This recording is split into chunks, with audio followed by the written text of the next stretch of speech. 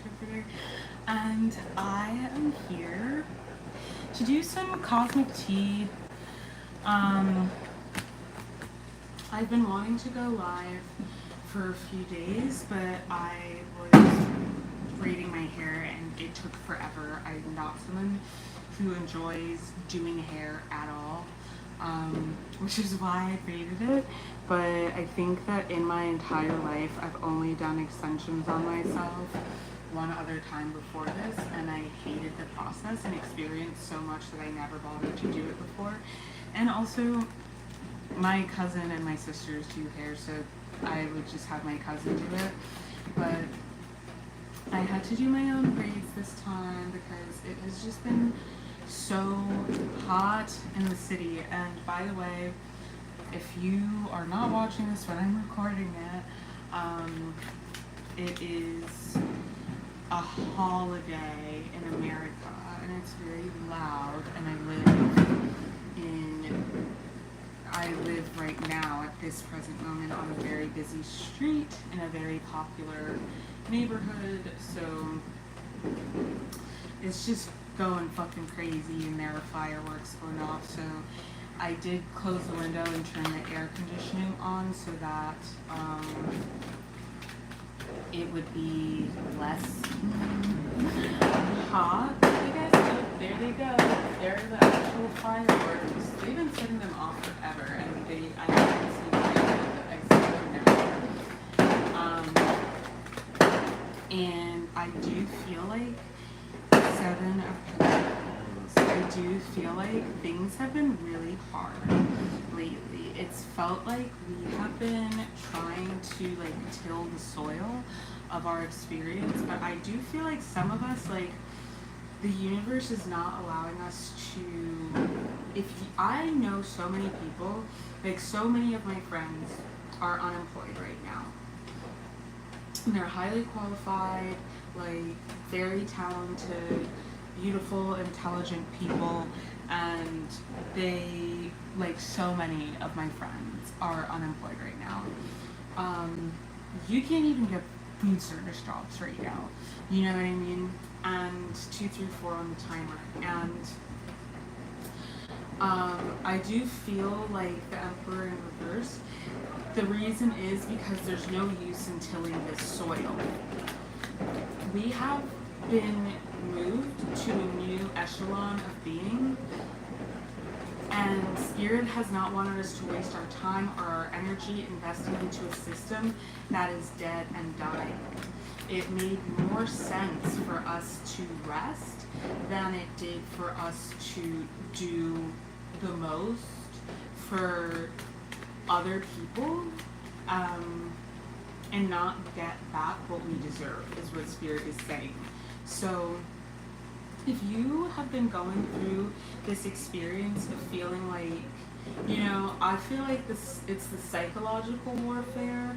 Like, there has been some attacking of your finances, but it's the psychological warfare.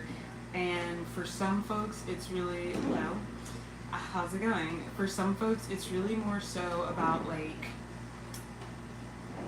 your own trauma and fears that you may have around your worth and your relationship to money. And for some folks, this may be being exacerbated by spiritual warfare. I actually don't do free readings in the chat, but you can definitely pay for a reading. I believe my information will be in the description. If you have a question that is helpful for everybody to have answered, then yes, I can do that. But I am going to only be doing general readings and channeled messages. Yeah, so that all being said, what I'm picking up is that, like, the material circumstances and experiences have been encouraging us to look at our own scarcity mindset and our own poverty mindset. I don't usually do this, But I'm gonna do this, and I'm gonna say something really quickly. Yeah, I on YouTube, on TikTok, I do like accept doing readings for people because they pay for them, and if you're not willing to pay for a reading, I'm absolutely not going to do a reading for you. If you can't do something for yourself, or you simply don't want to do something for yourself, then you need to be giving something to somebody who's going to do it for you.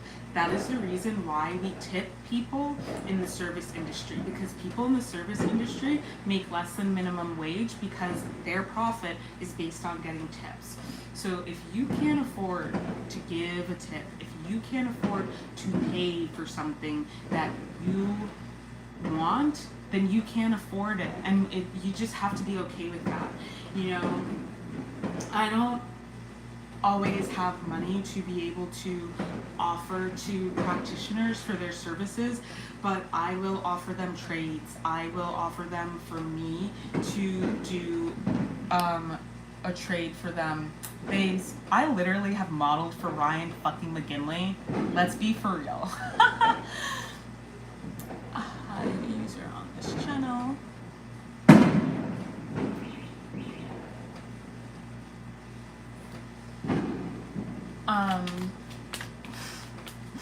Anyway, so yeah, it's so funny how trolls out and about tonight. That makes sense. That is gonna tie into what I'm channeling for this reading.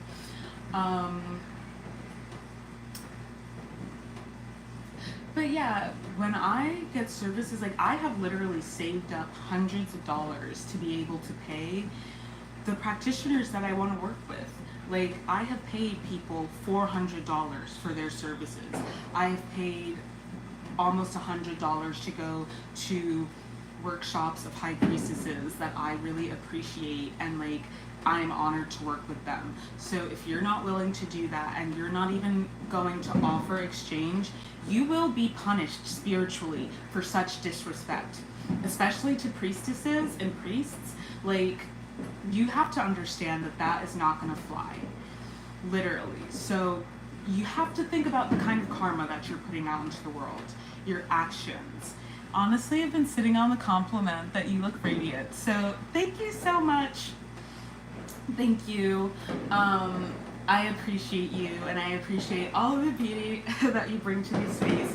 And I was just saying, like, I don't usually address negativity or anything like that, but because I think that it can be disruptive of the energy of the space. Usually I'll just put people out, but that was just hilarious to me because it's like, are you crazy? Do you know?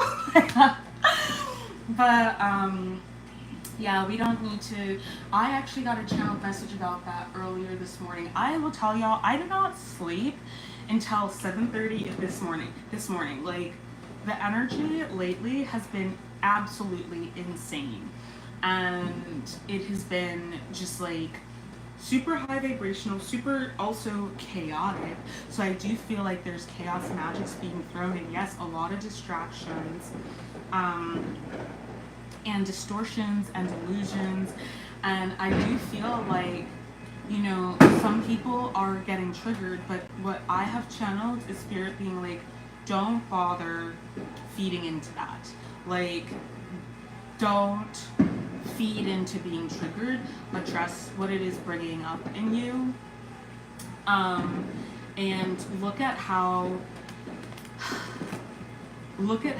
this can be a teacher to you.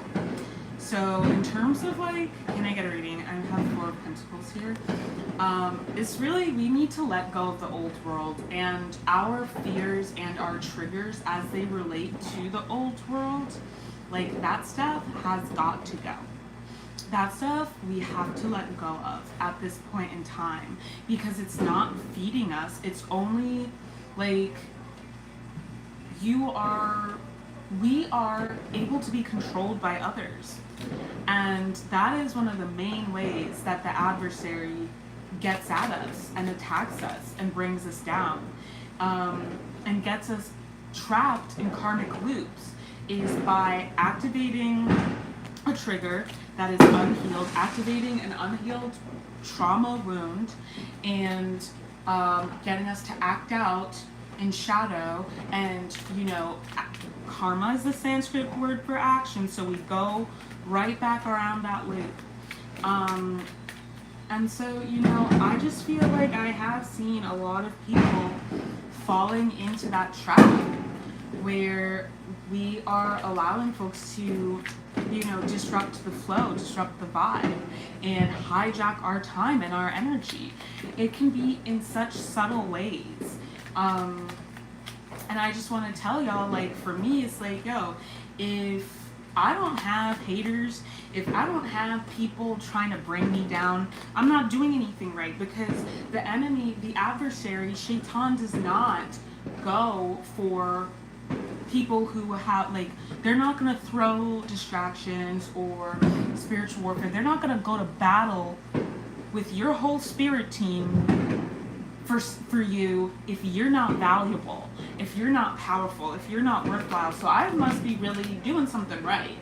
You know what I mean? Like, I must really be a threat.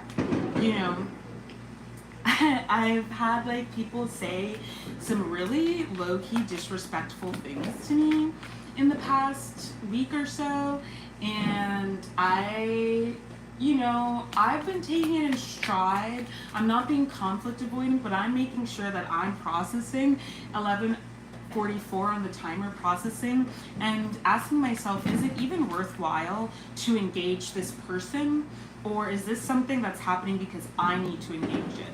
And the specific instance that I'm thinking about, like, I needed to engage that trigger for me. You know what I mean? And the thing was, like, we get Justice in reverse and Three of Wands. They're really trying to get you caught up. And the reason why we might act out of our wounded parts and we might act off of, like, triggers is because we don't have faith that justice will be served. We don't have faith that we're going to be taken care of. When this person said that, like, who let the cows out, it's like, literally all day I've been thinking about, like, the fact that when I was sick a couple of weeks ago, and I went to see if I had COVID, and I went for a viral panel test, because if I was, like, contagious with something, I didn't want to get anyone else sick. So I needed to know, and I couldn't find my COVID tests. But yeah, it turned out, like, the lady asked me, like, how much do you weigh and how tall are you? I told her how tall I was. I know how much I weighed because I don't weigh myself.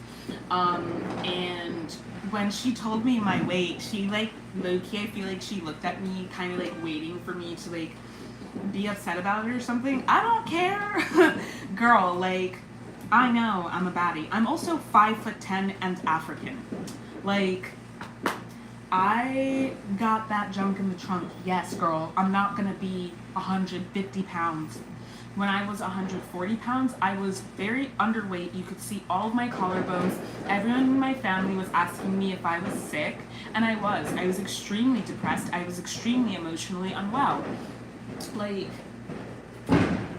I'm pulling, honey. I'm pulling.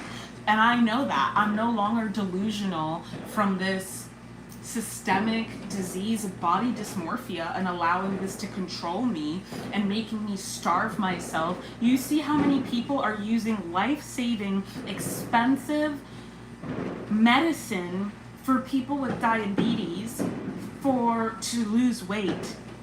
Like, literally, someone pointed this out. This is stuff that they talked about in the Hunger Games that the people in the Capitol would do. There are two major capitals in the United States of America. The first one, New York City. The second one, Los Angeles. And the third one, Washington, D.C. And I would say that Washington, D.C. is its own kind of beast, because there's no entertainment industry there, but it is a political center. And it's also a lot smaller. D.C., I grew up outside of D.C., so it's like its own beast. It's completely unlike any other major city in the United States of America, mainly because it's so small and it's like no taxation without representation. They don't have representation. It's not the same. It's very, very different. But those are the three capitals. And the capital that they're really talking about, the capitals they're really talking about is like somewhere like New York and Los Angeles, and then smaller places. But you see these celebrities who made things like Ozempic. Thank you, yes. Who made these, like, taking these life-saving drugs popular. Like, people who have diabetes cannot afford this medication. And people like the Kardashians are taking this stuff so that they can be skinny, because it's no longer popular or in style. It's no longer part of their brand to be shaped like black women. Like, they want to align themselves with whiteness, and so they are taking Ozempic so they can be skinny. And we've seen how we've been able to trace this. So it also has to do with, like, very violent systems of exploitation and oppression and marginalization in this evil empire. And something that's also been coming up a lot for me, there's something going on with Atlanta. I've been trying to, like, decode it so that I could share it with y'all, but it's been really hard to decode. And I do feel like there's a major, like, connection to Atlantis with Atlanta, and I also think that there are major Lemurian, like, key codes in, like, Miami, Florida, and just Florida in general, but especially Miami, and, like, South Florida, in the same way that I have experienced that, like, very otherworldly energy, big portal energy, massive portal energy in Laguna Beach in California. I've been to Laguna multiple times, and that energy is unlike anywhere else. It is one of the most beautiful places I've ever been. And I've gone camping a lot. There are so many beautiful places on this, like, continent. It's so underrated. But I say this to say that I do think that there's access to hell realms, like portals to hell realms in Baltimore and in Atlanta, Georgia. And I think that things are popping off there that were activated in the Atlantis Empire when it was still standing, that are being exploited as demonic hellscape, like, for this demonic hellscape. I've done channelings about this before. I shared my friend 𝗪ᵉ, currently in Atlanta. Oh my gosh, my friend 𝗪ᵉ is also in Atlanta, 𝗪𝗁𝗍 Circuitry on TikTok, and my family lives in Stone Mountain in Decatur. And one of my good friends right now is living in Atlanta, downtown, and she's been telling me about, like, the things that have been going on in downtown Atlanta, and just in Atlanta in general, and how, like, she's been experiencing a lot of unsafety. And y'all know I lived in Baltimore for a year, and it was one of the... I did not know that! I'm from Maryland! I lived in Baltimore for a year because I thought that it would give me a break, and, like, I thought that it was, like, a practical decision. I definitely went there to do spiritual work, and it was, like, part of my karma. It was part of, like, my spiritual contract, but it is one of the most demonic places I've ever been in my life. The spiritual warfare, there is a demon overlord and, like, underlord in that city. And it's terrifying, and it's disgusting. But 𝗪ᵉ made a video about how the United States actually, like, if you look at the contracts in the United States actually operates from maritime law. And we would think that that wouldn't be the case because we're not at sea, but the United States operates from maritime law, and the contracts, like the American contracts, are maritime law contracts, and downloaded that the founding fathers made pacts with a water spirit. In Armand's live on TikTok, he said Poseidon. I was very specific. I was like, is it definitely Poseidon? Because there are a ton of water deities of myriad different names and rankings and powers. So is it specifically Poseidon? They were like, oh no, that's just the name that I was using because I knew that it was like a god. And I was like, oh, okay, so it might not be Poseidon because technically Pluto is a water god. And actually Pluto's the god of the underground, but also the deep, still waters, which is Scorpio energy. And yeah, so it really confirmed a lot that I also felt, which, because I have known since I was a little child. I almost drowned in the Atlantic Ocean. I think we were in Virginia. We were at Virginia Beach, and I almost drowned in the Atlantic Ocean. In my country, and in most of West Africa, we believe this, like the marine kingdom, like if you are a water elemental, or if they just want you, like the marine is trying to pull you down, like when the rip tide pulls you down, the marine is trying to pull you down. And they're trying to reclaim you. And there are stories of people being taken down to the marine, and they, like, nobody will know what happened to them. They're just like, they drown and die. They'll have funerals for them, and then they will all of a sudden appear a decade later, alive, and maybe very, like, pale because they've been in the marine. This happens in the woods too, so this relates to like Celtic stories of how the Fae would abduct people, and they would go mad dancing, and they would just be like talking to spirits, people that weren't there, 22, 33, 2, 2, 3, 4 on the timer, talking to spirits that weren't there. Y'all can come with me to the kitchen because the oven is on. And people would go mad. But that's not necessarily what was going on. You all, I hope you don't mind, forgive me, but I'm gonna run to the kitchen. I will be back in 2 minutes.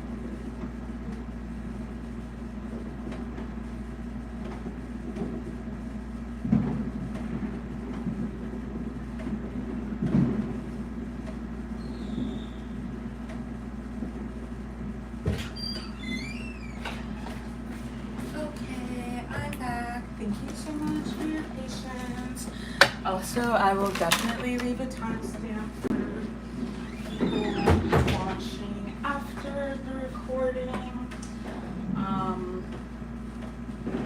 Yes. Grabbing a few of my decks so that we can continue our live channeling and downloading. But yes, so I definitely think that there are these marine entity pacts that have been made. Okay, there we go. There are definitely these marine entity pacts that have been made.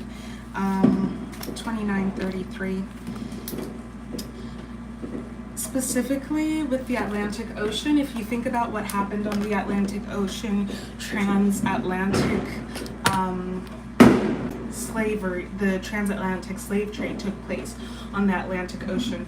And on the other side of the Atlantic Ocean, where my family is from, Liberia, which is on the west coast of Africa, I need to get my charger.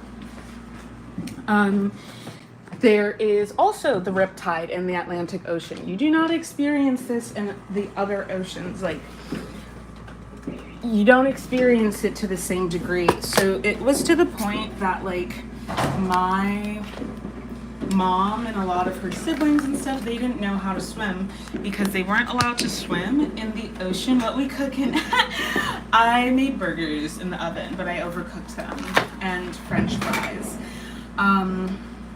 But yeah, they didn't know how to swim because they weren't allowed to swim in the ocean because they could be drowned by the riptide. So only people who were supposed to go in the ocean were fishermen.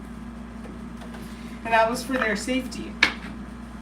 And then me, on the west coast of the United States, the east coast of the United States, where I spent most of my childhood, most of my childhood, I almost drowned because of that same riptide. So I have for a long time felt that the Atlantic Ocean was cursed because of my experiences, but also just the context clues, like, how can it not be cursed? 1 second.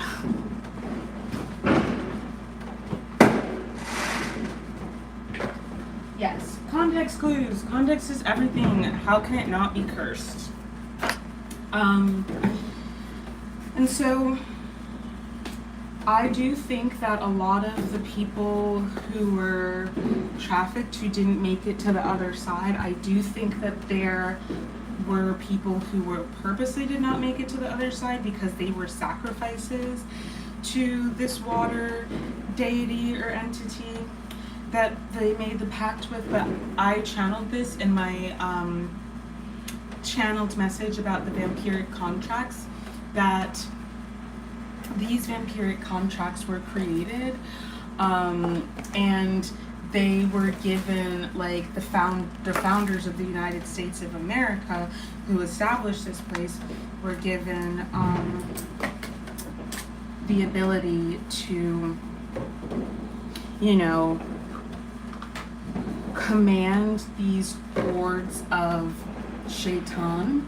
Shaitan are the spirits who are unbelievers, or like non-believers, if you will.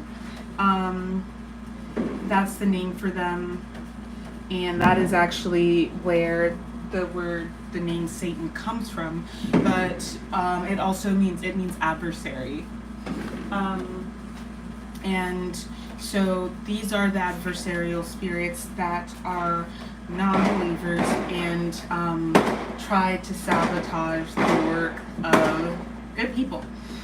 And I'm not using it in the sense, it is a class of Jinn, it is a class of energies. I guess it's the finale of the fireworks. But so, I definitely sensed that something big was happening in the past, like,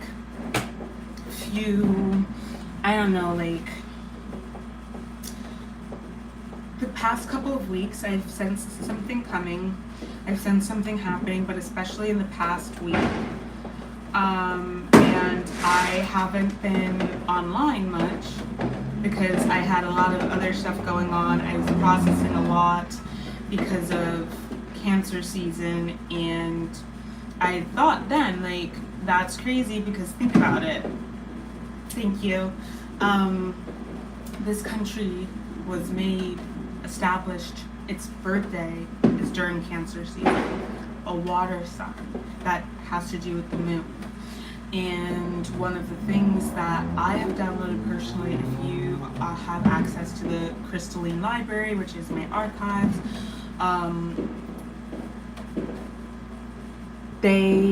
I downloaded that the moon is, they're constantly doing moon magic. They're constantly using the moon as a satellite of the Earth. And I don't mean satellite in terms of like a human-made satellite. That's not what I mean. It literally is a satellite in the orbit of planet Earth. All moons are satellites to the planet that they are a satellite of. But because it has so much control over the body of the Earth.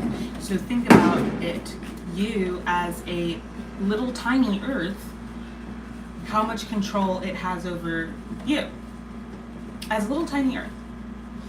Just think about that. You know what I mean? Think about how much power the sun, where it is, has over the Earth. Like, this is the basis for astrology. This has to do with astral energy, etheric energy, all that good stuff.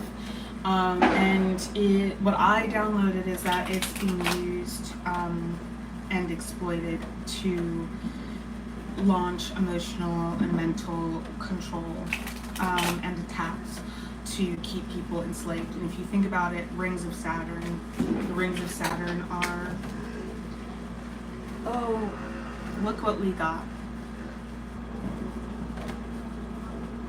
5 of Cups. And where are these monsters?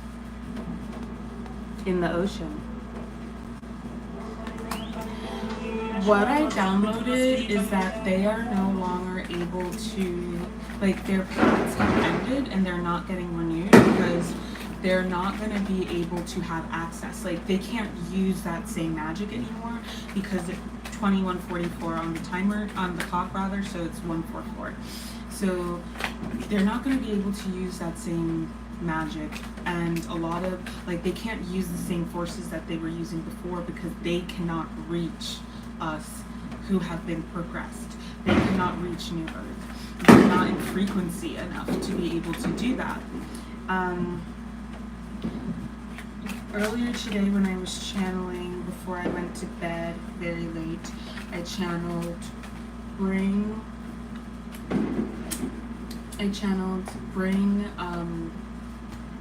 the heaven up. Bring the heaven up. And I was like, what does that mean?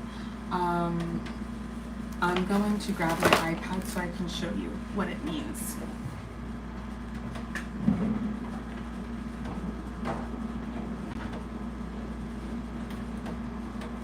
Usually I have like a little sliding thing over my camera on my computer so I can like easily slide it closed, but I have to use that bandana, and it is what it is. I know y'all don't mind. My work has felt to be and been bringing untapped cosmic energy to the lands. Yes, exactly. So you might be a crystal grid worker, which is probably why you have moved from those places to places, and it makes sense that you would be in this like collective at this time where we have both been in the same places doing crystal energy healing work. And these are very, very, like, these are hellscapes. I'm serious. I've never experienced anything like the kind of stuff that I've experienced in Baltimore. And I was born outside Baltimore, and that is where I was experiencing like such demonic attacks as a little child. And thankfully we moved when I was 7. It was like bad. Day in and day out, like just being fucking attacked 24/7. And yeah, I like literally was thinking of how to turn my powers off. like there were many occasions where I was like I was thinking about how to do that. And when my sister and I were kids, she got so afraid of her powers that she had my mom take her to someone who bound her eyes so she couldn't like have dreams anymore. But I was just talking to my grandmother about this when she was at college in Liberia, in our country. These witches came to the campus. They were looking to recruit people, and they were like, she could feel them and she could feel their like demonic energies, and she had to like go start sleeping with the people, the praying Christian kids in their dorm room so that they would like protect her, because they classic, if you've never experienced like the kind of magic, like, and I've said this before, it's like, you've seen shit in Harry Potter, how they have those people in the mirror of 𝗪𝗪𝗱𝗲. I have literally seen that in this life. I have literally seen that. Like, the shit that I have literally seen and experienced, that is real. And if you've really experienced this shit, like, you will, like, you might even ask to have your eyes closed. Like, I was very much experiencing unaliving ideation when I was living in Baltimore, because it is just like, what I realized is like, it is a principality, you know, like it is one of the centers. And part of how I realized was like, with the Civil War, that is where the first bloodshed of the Civil War happened. And the first bloodshed of the Civil War was a black man named Nicholas Biddle, excuse me. So then, yeah, like going to these places in Atlanta, there's also, like, Atlanta was a major center during chattel slavery in America, and it was burned down by the Union Army. And I really truly feel like a lot of that had to do with these demonic entities and vampiric entities. And I don't know if any of you know this person on TikTok. Their name is Ascender Man, and he talked about like certain types of entities, like in order to be able to like manifest in certain bodies, like those bodies then have to consume flesh and blood. And I've said this before, I literally know someone who is a billionaire who begged someone very close to me of my bloodline to consume their menstrual blood. Like, literally. And when you have high ranking, you can't just sit here and think like, oh, it's all coincidence. Like, you can't just sit here and think that, because then you're just stupid.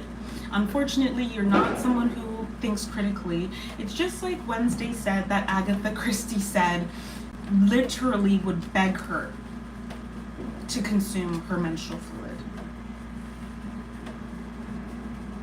Like, if y'all understood what type of time these people be on. And when you actually like are around rappers and people who are like coming up in the industry, so many of those people, like having known a lot of people in the industry and who like we were all coming up at the same time, you know, I was like partying with these people. We were all trying to be put on. Thankfully, my ancestors protected me, but also like I really did not like a lot of the energy that I was around, and I like was repelled by it, and I didn't like the way that people treated one another, you know, I didn't like people being disrespectful and stuff. And so I would not like to be around them. And yeah, as I've said before, like once I got sober and started really talking about the spiritual stuff, like my star in terms of like my career in media, all those opportunities that I was getting like disappeared and dried up. And I do believe that like my ancestors allowed that to happen so that I could just focus on the ways that I needed to heal and do the shadow work in order to break these curses that were upon me and my bloodline and my lineage, so that I would be ready and prepared to actually have the power that I was destined to have. So sometimes we think that like it's just because we're experiencing attacks, this, that, and third. Sometimes rejection, and a lot lately, this is what I was saying, like people who haven't been able to get jobs, you know, people who haven't been able to get apartments, houses, you know, a lot of us have been experiencing so much rejection from the system. And it really is coming through, like God's, sometimes human rejection is God's protection, and we have to just accept it. We may not know why things are happening the way that they are happening, but you know, sometimes you just have to accept it for what it is.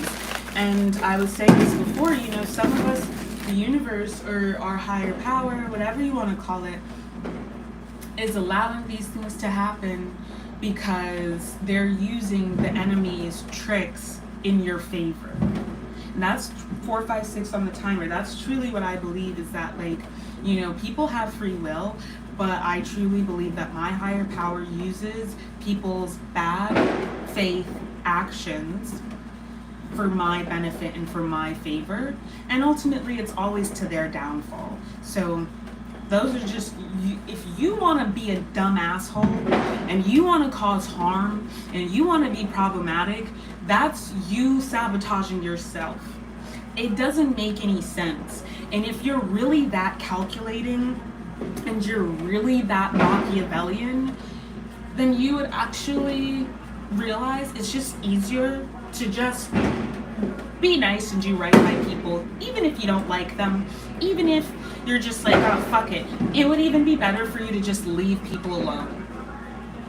But that is one thing I will say. These people are not dumb. The architects of the system are not dumb. They are evil geniuses, but they are insane.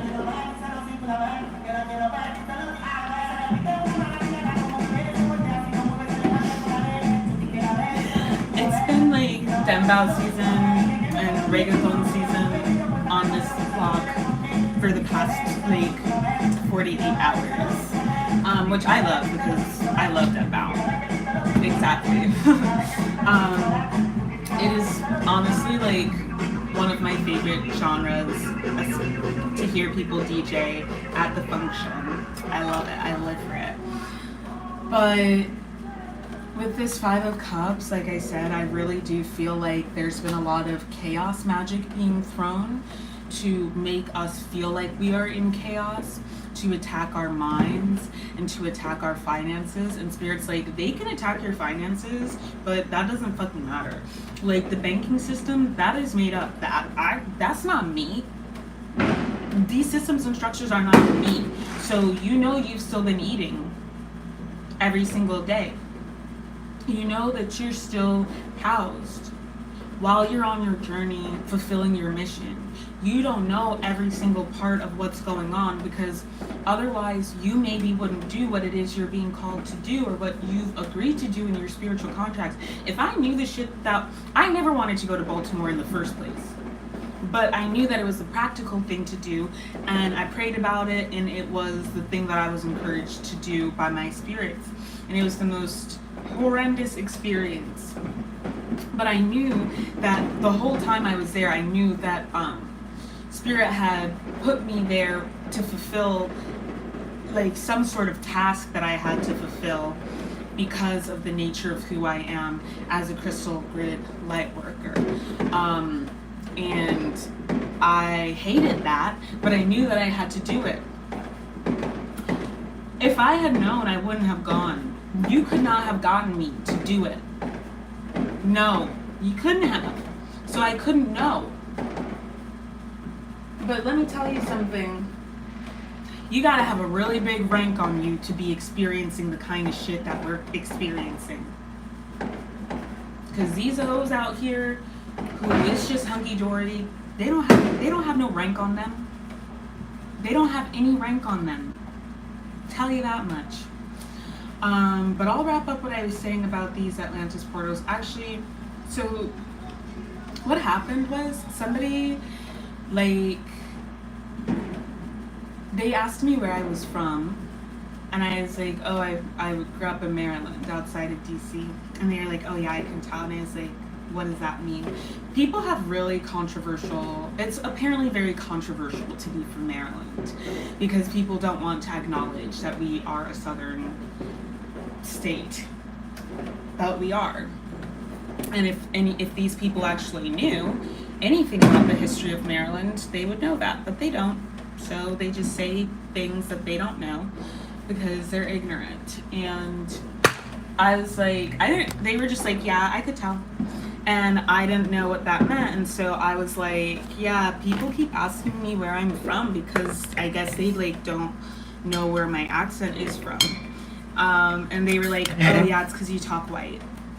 And then they were like, well, I live in a black neighborhood and I work in a like black neighborhood and da-da-da-da-da. And it's just like, that is something that has been like really up for me lately, because I've been doing a lot of shadow work around identity and reclamation of my sovereignty and my personhood. And first of all, it's just disrespectful, like, as a white person to say that to a black person. Like, you don't have the right to say that. And it's stupid and fucking problematic when a black person says it anyway. Because I was raised by Africans. I'm not going to know everything about Black American culture, and Black American culture is not the only Black culture on the planet. In fact, there's a very small concentration. There's not even that many Black people in this country compared to many other countries. Why am I bringing this up? I'm bringing this up because instead of like having beef with this person, or honestly, I'm just marking it down to like, this is where this person's level of consciousness is at. Like, I don't feel triggered about it anymore, but to be polite, I really didn't even know what to say at that point in time. But I said what I have been able to surmise for myself in my experience, which is like, I don't know you. So I'm gonna default to speaking in a proper fashion because that's how I was raised. And they were like, oh yeah, I'm used to code switching. And it's just like, it's not the same experience for you, especially because you are not basically here as a refugee. But anyway, point is, that touched a sore spot, for that, a spot that had been sore for me for very many years. But as it did, it also showed, I was able to see how much growth I've done in the past. So what, they think they're more adjacent to Black culture than you because of where they live. And it's also like, Blackness is not the same, is not synonymous with hood culture. It's not synonymous with ignorance. It's not synonymous with lacking education. And I guess, you know, I didn't realize that people have an idea of Black people from Maryland, which is that we are bougie, which is true. That's my experience for sure. There is a lot of that there, because there was a long history of Black people escaping slavery and being able to get themselves up out the mud in Baltimore and in Maryland because it was on the Mason-Dixon line. Harriet Tubman is from Baltimore, or she's from Maryland. I don't think she's from Baltimore, but Frederick Douglass is from Maryland as well. And this really like touched on a lot of things that I have a lot of trauma around. This happened right after I had done some really public content creation on my Instagram platform around my queer identity and my non-binary identity, which brought up a lot around my body as a Black female, you know, in America. So all of this having to do with like cis heteropatriarchy, being racialized as Black, and, you know, being neurodivergent. All of these things had been up for me all of last month because of like doing the work that I was doing on my public platform. And it was very sensitive, and being seen to that degree, like that in and of itself is shadow work for me, because I am putting myself out there to be seen, even though I know 2202 on the clock, I know how unsafe it is. Like it's not because I just decided like I'm scared, I'm not going to be myself. I was made to feel unsafe to be myself. You know what I mean? And so this is a practice that I have to force myself to be brave and to be authentically myself in the public eye, in front of everyone who knows me, and also reclaim my narrative. Because a lot of what's been up for me the past month as well is like, people, I'm very private. It may not seem like it, but I'm actually extremely private. Most of the people that I consider like acquaintances or friends, like if you're not like a close friend, like bestie, even like my close friends, like do not know the names of the people that I have had intimate relationships with. Sometimes for years, I will not tell them the names of these people. You know what I mean? Like, you have to really get to know me before I will tell you those things. And so, and a lot of people think because they know the lore that I put out there that they know me. And that's simply not true.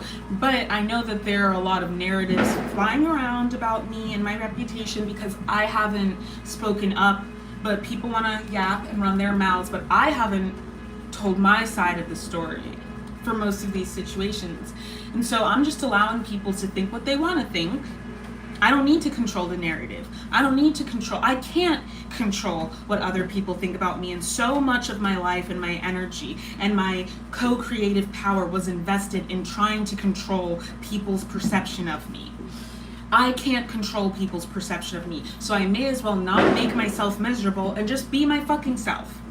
I may as well just do that, because life is too short and we all suffer too much to be out here trying to, like, you know, push a boulder up a mountain that it's not going to get up the mountain. So many of our preoccupations are Sisyphean feats. This is not a hill that I'm willing to die on anymore. I'm not willing to die for this shit. I'm not willing to die for colonialism. I'm not willing to die to feed into anti-Black rhetoric as it is. I get to be whoever the fuck I am. I get to like whatever the fuck I like, and if you're actually pro-Black, you don't say shit like that. I talk Black, I'm Black. Any way that I talk is Black. You feel me? And so, like, I don't have animosity towards this person. I think that it's just a very ignorant thing to say. And they're also a lot younger than me. And, you know, I had to think about, like, I have a problem right now. How do I show up authentically and with respect to myself and my sovereignty in this moment? And also, I have a problem. This is activating something in me. Some other person, maybe it wouldn't matter if someone said that to them. Some other people, maybe even in fact, they would have liked someone to say that to them. So what is it activating in me? How can I use this situation, which I don't like and I don't appreciate, to teach me a lesson about myself? What can I gain from this? Because otherwise, I'm just gonna be like, oh God, why did this have to happen to me? If I make the choice to shift my perspective, to look for something of value in the situation in terms of what can I get, what can be gained from this situation. 1 second, again, I'm gonna keep talking though. What can I gain from this situation? Then it's not futile, then it's not pointless, then I still come out on top, whether or not anybody likes it. And you know what? I know that people are gonna be like, I know that a lot of readers on here and spiritualists on here, first of all, a lot of them are white, so there's that. But a lot of people don't like to get into politics, and they don't like to talk about these kinds of things because they feel it's going to be alienating to their viewers. I'm not going to sit here, and I'm not getting up anywhere in public and not talking about this stuff. I gotta talk about me. I can't tell you about anybody else. I can't tell you stories. I can only share with you my personal experience and hope that my personal experience can resonate with you so that you can actually go somewhere and do something with that. A lot of these folks out here who want to be saying that they're part of the Christ collective, that they're Christians, that they follow Yeshua, a lot of these people, I see them, and first of all, I think that they're overzealous because they feel guilty. That's just one of the things that I have to say. And second of all, you don't, actually. You don't. Because Yeshua was put to death. This is a real human being man, historically. He was put to death for the radical abolitionist work he was doing in the Roman Empire. He was imprisoned. He was an enemy of the state. So if you really want to talk about being a spiritualist, why were the witches hunted? Don't claim these lineages if you're not willing to do what they did. And I understand a lot of us have persecution wounds. My grandmother was literally killed and thrown into a river for being a witch. Granted, she did the things that they accused her of, but still. So don't tell me about that. I personally, like, they might have gifts, they might have, they might have prophetic abilities, but I'm not interested in taking any kind of advice or direction from anybody who's not willing to speak the truth, not willing to put your privilege and your comfort on the line for the collective. You don't care about me. And if I'm not going to have the biggest platform in the world, I don't have to have the biggest platform in the world. I could do without it. There have been many times when I have wanted to not be in the public eye at all, but I just have been pushed. I can't fight, my fate. I'm not somebody who can hide. People have told me that I've never seen anyone like you before. And there are people, apparently I have doppelgangers in LA and in New York. But that's not the thing that sets me apart from them. There's no hiding for those of us who have rank. There's no hiding for those of us who are outliers, who are supernatural. There's no hiding for people who have star power. There's no hiding. What can be garnered or learned to continue to stand in your power? Understood. I like contemplating that as well. Exactly. Because you got to look at all of this stuff as like a learning lesson. That's a Sagittarian gift I have. The optimism, it's not just about, toxic positivity. It's not that bad, 10-10 on the timer. It is that bad sometimes. But that's not the end. It is, how can I go from thinking about this experience as a blight to thinking of it as an opportunity. Everything for an evolved Sagittarius is an opportunity. But those of us who have been unevolved, when I was really in my being unevolved, and I could still be this way, I'll tell you what, I could still be this way.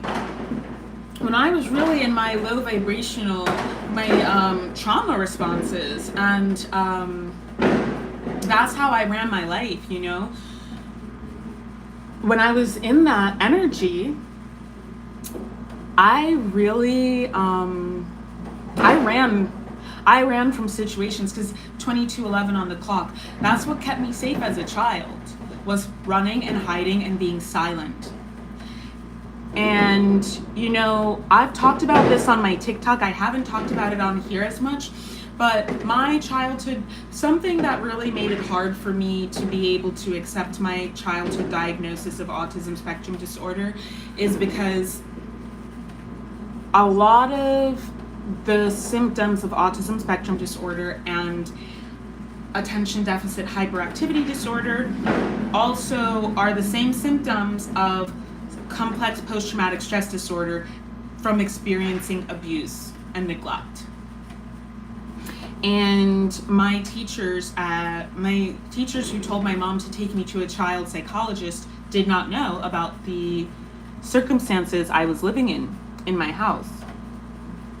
They didn't know what my home life was like. And I guarantee you that those doctors didn't know that either. So that was one of the things that made it really hard for me to know if this was like something that was for me. But it's really about not so much identifying, and this is helpful for anyone who I've actually found from sharing my story that it's been so helpful. Thank you so much. Oh, your beloved is a Sagittarius. Lucky you, maybe. We can be really great, but we can also be super problematic. But I've gotten the fucking blessing of having a lot of people who had similar experiences to me reflect back to me how grateful they are about my honesty around my situation, which you see me talking about this on TikTok, and you see me talk about this on my Instagram and on here, and people think it's so easy, and it's not. I'm fucking afraid. You know what I mean? To sit here and do this and talk about this shit, like the past year, I lived alone. I have not had space to myself since I moved back to New York. And to sit here and do my readings and to do my vocation, my calling, when I know that if others are around, they can hear me, and this could change their perception of me, I just have to fucking accept that. Because for me, it's live or die. I will kill myself. Excuse me, this is YouTube. I hope I don't get flagged. I will be driven to unalive myself if I'm not being authentic. And what that looks like for me is it starts with abusing substances. And abusing substances for me will lead to not being alive anymore. And I can say this honestly because this is the fact of the matter for me. There's no feel bad for me or like me more. It's just true. And I would really like people to stop emotionally loading everything that's just fucking true. And that's another Sagittarian thing. I also have an Aquarius moon. That's another thing. It's just true. That's the fact of the matter. I don't have the luxury 66111122 on the time on the clock on the screen. I don't have the luxury of being delusional about what is true and what is not true for me. I can't pretend to be someone I'm not, or I will destroy myself. I can't be around people who I don't feel safe with, or I will destroy myself. I can't sit idly by and let terrible things happen in front of me and not do the bare minimum, or I will destroy myself. Why do I know this? Personal experience. So yes, I have learned it may be fucking scary to just be 6655 on the clock, on the timer. It might be fucking scary to just be honest and real about who I am, because I was raised to be a people pleaser. I was raised in a space where, in an environment with two narcissists, one of whom I think is a sociopath, two narcissists. And the other one, he's a narcissist, but he thought he was a sociopath. He's not one, he's just a narcissist because of narcissistic abuse that he experienced by the other one. And I was the youngest in my family. I had to keep myself safe by being pleasing, by being liked, in this female form. Do you understand why so many females just smile and nod and will not say no? Because we're literally afraid that if we say no, that we will be we could be unalived. And it's not just from our experiences, it's thousands of years of genetic programming in our primacy. And this is how some of us actually live every single day, having to think about these things all the time. This is how some people experience life. And it's fucking scary. And yeah, anyone would want to escape. The point is, though, it takes a really strong person, a really, really fucking powerful person to be their authentic self, especially in front of everybody. Especially in front of everybody that they know is not gonna like it. I have lost every single relationship, like close relationship to me from my childhood by being my authentic self and by not allowing people to disrespect me and to harm me with impunity. Every single relationship. I have been in so much grief in the past week. It feels like it will kill me sometimes. Like, I am in so much emotional pain this past week. This past month, really. And yet, I get up and I still keep doing, because what the fuck else am I gonna do? And I'll come back. I thought I already did the finale. I will come back to what I was saying about, you know, I shared this stuff about my experiences, and I was crying as I posted those things. Like, I remember when I came out to my sisters, I was a wreck that whole day, but I couldn't keep it in anymore. And I texted them. I wasn't even with them in person, and I was crying my eyes out. I was so scared that I was gonna lose my sisters, who were everything to me. And you know what? Neither of them cared. My mother, of course, was terrible. My brother he didn't really say anything. He just kind of went mute, which is something that he does.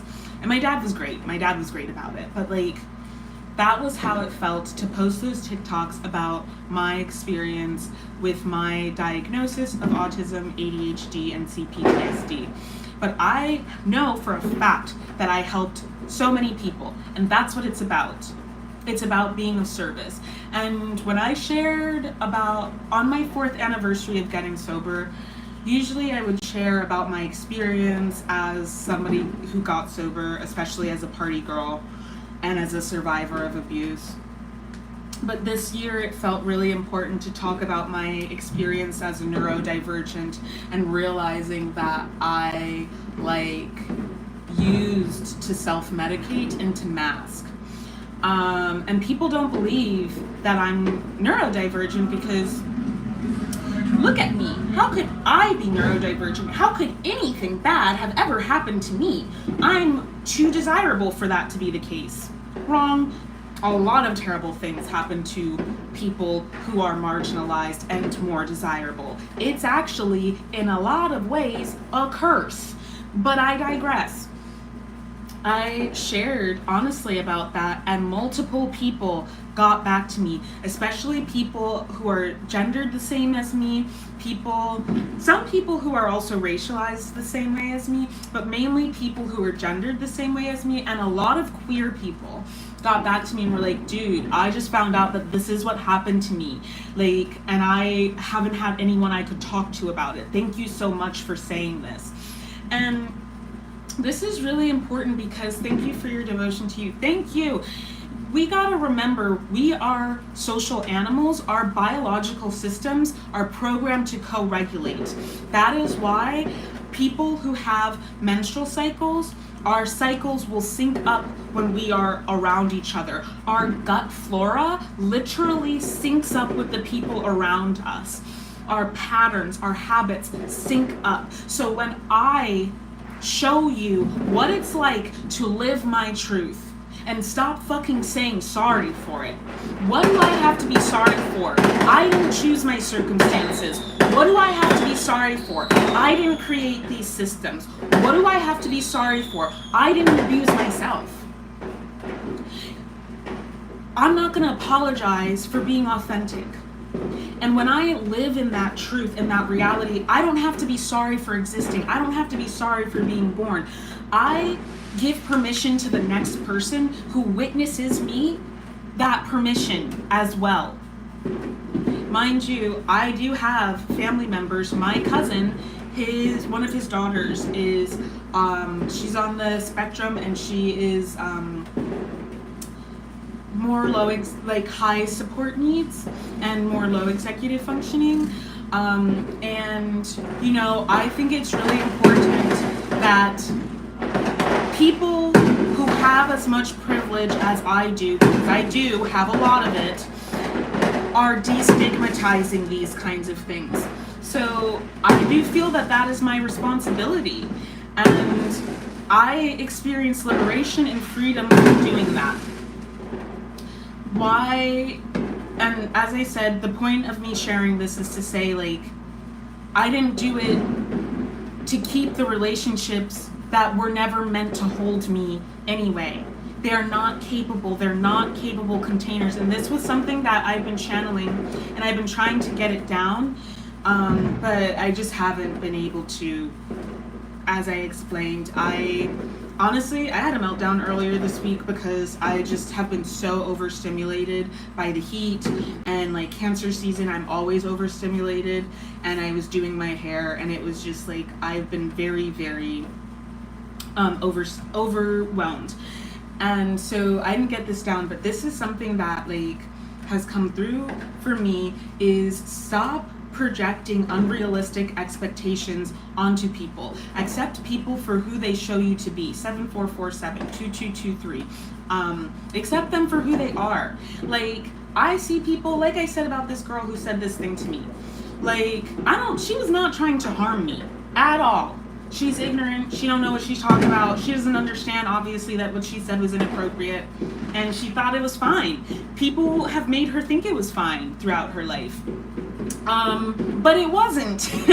You know what I mean? But I could see that. Like, I could see all of those things and not take it personally and not make it into, like, a federal case. You know what I mean? And also, I have now the people around me who do have the ability, and not just the ability, but the desire.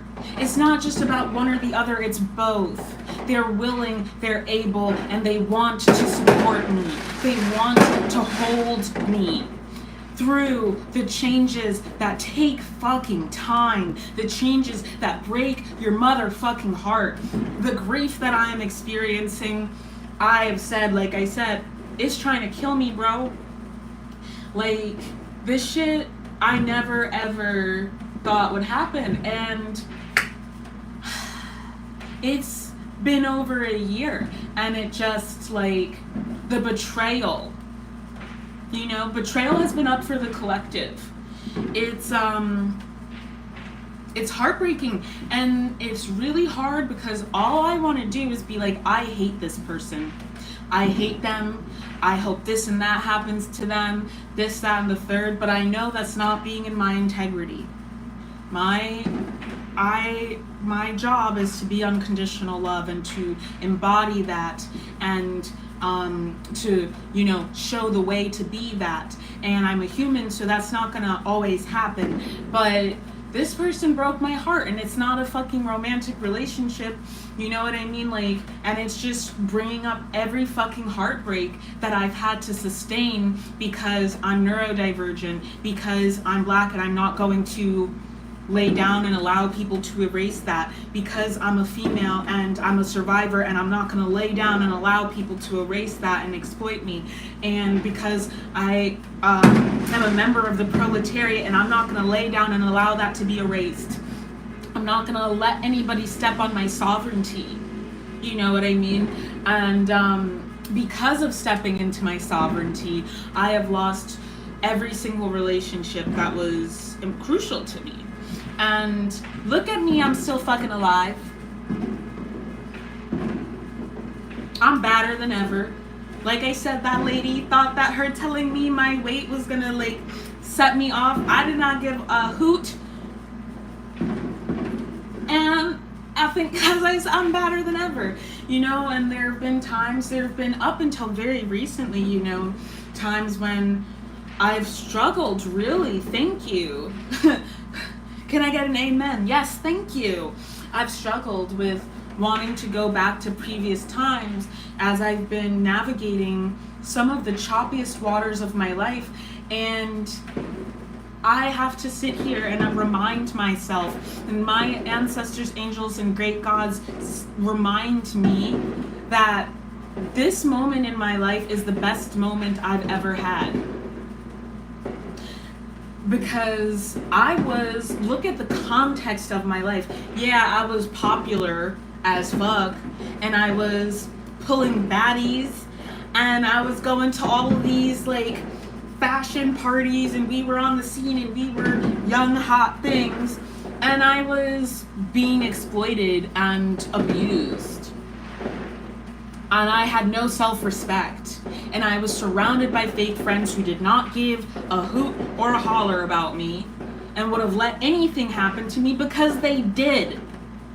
Some of the worst things that have happened to me, my so-called friends could have prevented, and they didn't. And I'll have to take accountability for how I contributed to that, because that's a crucial part of being self-sovereign, is taking accountability. I contributed to that.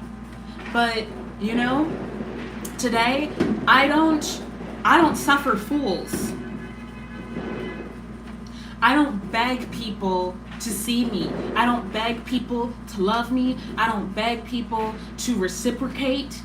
I don't give unless I'm willing to lose on that thing, to never get that thing given back to me. I don't do that anymore, because I'm not going to sit here and be a fucking martyr. Like I said, I'll tell my truth only as much as it is helpful. When I posted those TikToks about my experience with being neurodivergent, and you know, people who get tested as adults say it's extremely traumatizing and triggering, and it can like bring up episodes of depression in them because they have to remember all of this trauma that they didn't have names or words or phrases or context for. They just felt like they were a freak and that they had to hide, you know? And I was crying in those videos as I posted those things, and it was extremely traumatizing, but it was also liberating. And like I said, I helped a lot of people. And that's what it was for. So in as much as it gets me free, and my liberation is your liberation, and your liberation is my liberation, it's about reciprocity.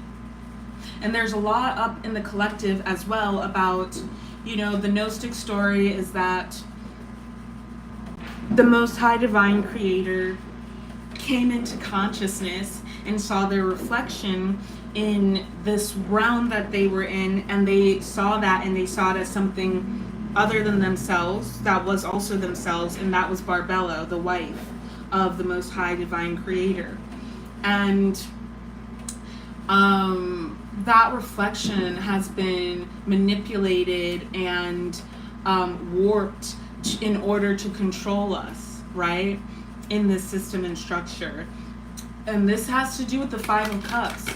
We are experiencing the things that are going to trigger us and trigger us and trigger us, and we might sit here and think, why is this happening to me? But you know, the moment that I started thinking of this, what are you trying to show me?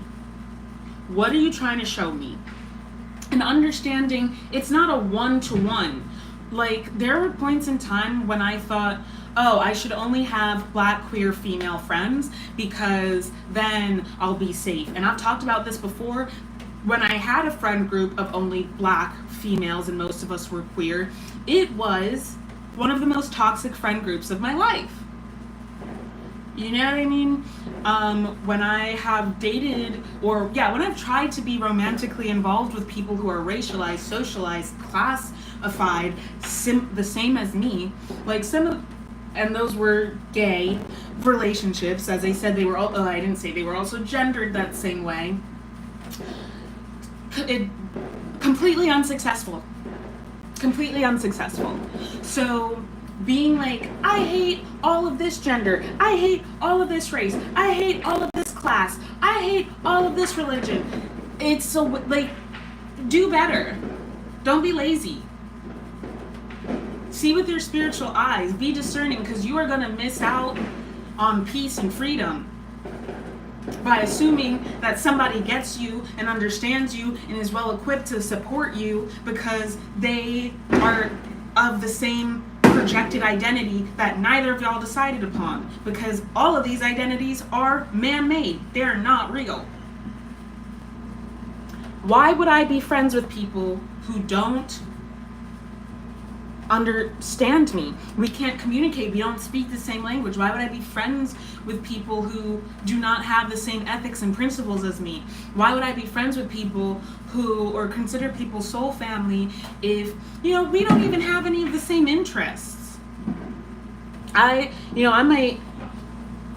We can maybe, if you don't have the same sense of humor as me, we can't be close friends. That's just the point. You know what I mean? And that's fine. It's okay. We gotta stop thinking black or white. Life is grayscale. That's what makes a good picture. Have you seen a picture that is only black and white? It's not good. As a photographer, that was my primary training in art school, is photography and filmmaking. Like, a picture that's too contrasty is not a good photo. You need to find the balance in the blacks and the whites and the shadows and the highlights. It has to be balanced. It was exhausting and felt so antagonizing, unmasking, but it was actually freeing. Because imagine how much labor it is to carry around a whole other version of you. And most of us had multiple other versions of us. That means we're existing. It's like that Rick and Morty episode where they're in a bunch of different, they're very indecisive. So they're in a bunch of different timelines. And I think that they were getting weaker and weaker, or their ability to get back home was getting weaker and weaker. That's exactly that. You are carrying around a bunch of dead carcasses. A bunch of golems are out there in the world. It's so exhausting. Like, literally, your nervous system cannot deal with that. And then we wonder why we're depressed and we're exhausted and why our health is bad. It is bad for your health. 2233, 2234. It is bad for your health. You gotta love yourself enough to be yourself. And even if you don't love yourself today, I didn't fucking love myself when I started this process, but I was sick of suffering. And my ancestors told me when I was 20 years old in my first apartment, poor as fuck, stealing groceries, but I refused to go back to my mother's house. In my small ass bedroom with no air conditioning in a New York fucking summer, you all know, if you know. And I was just like, I hate this. I can't take this. And my ancestors said, well, you can't die, so what are you gonna do? You gotta keep on going. And I realized that that was the only option, because I'm not gonna stay in this painful experience. I gotta get the solution going. I gotta use my tools and fix this shit, because that's the only way I'm not gonna be suffering. And that's what I did. And that's what I've continued to do. And honestly, it's actually less laborious than pretending to be someone I'm not and living a life that I hate. Who would have thought? You know what I mean? And all these relationships that I'm grieving, I very much recognize I am so much better off without them. And actually, I'm way happier without them. I'm way happier without these relationships. But it doesn't mean that it doesn't hurt. It doesn't mean that I'm also not heartbroken. Both things can be true, and this is why we gotta stop with this black or white thinking. Because that is actually indicative of mental illness. It's how they determine, it's a big part of how they determine certain personality disorders. Black or white thinking, and it's being extreme. And we know that in cosmic wellness and self-sovereignty and mysticism, to be a master of the mysteries, we are seeking to achieve balance. You shouldn't be at one end of the spectrum in your birth chart. You should be in the center, because every sign is a polarity. It is an extreme. And this is why people are like, cusps aren't real. No, cusps aren't real, because there's no hard where you are meeting one sign to the other is a blend where the higher vibrational qualities of the last sign and the lower vibrational qualities of the incoming sign meet, and they are the same, and one is one expression of the other. And that is what a cusp is. So usually that's why people will be like, oh, the January version of this sign is so different than the February version of this sign. And yeah, that's usually true, because they're very different degrees of the same energy. Spectral energy, folks. We need to be seeking balance. Because when I look like arguing with some young person who said something ignorant, I'm not 18 anymore. That was fine when I was 18, but what the fuck, I'm 29. What do I look like doing that? And also, what do I look like giving my energy to that when I need to save my energy for other things that actually are generative? We have to stop suffering like foolish situations, you know what I mean? And I'm not saying like, oh, this person's a fool. They're young. They have to go through experiences and learn. And you know what? If they don't like the consequences of their actions, one certainly hopes that they shift their actions and they shift their choices. We all have to go through that in our lives. We all have to get our ass handed to us.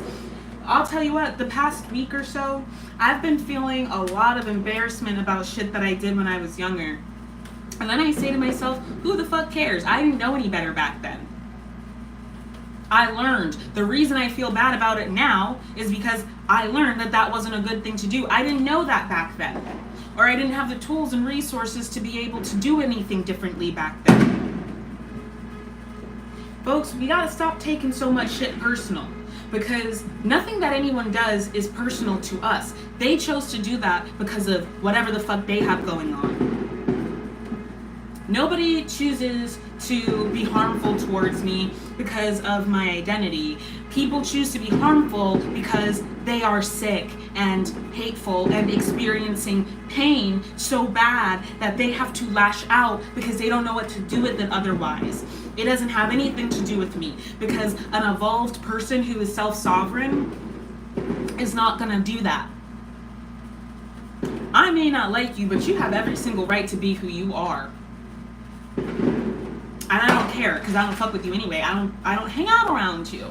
You know what I mean? Like, it's very much about just growing up and being mature. Literally was prompted by an experience where I was sobbing, my life doesn't feel like mine to make changes. Yeah.